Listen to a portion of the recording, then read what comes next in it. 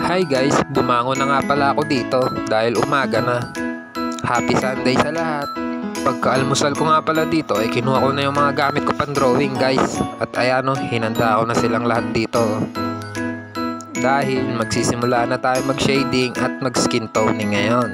Ayan guys, nagsisimula na nga pala ako dito mag-skin toning at shading. Nga pala guys, first time ko mag-drawing na ganito, family portrait. Tatlo sila guys, kaya mahirap-hirap. Pero syempre, kakayanin natin yan.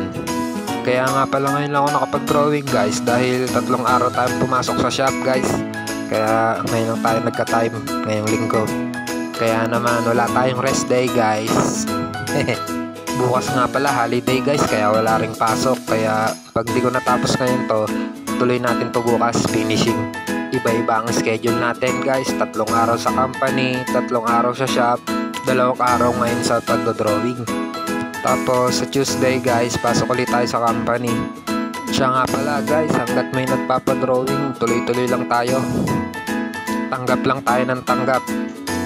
Kaya guys, paggabi na nga pala to, kaya mukhang bukas ko na ipagpapatuloy ito. Halanganin ang oras, sakit na sa mata.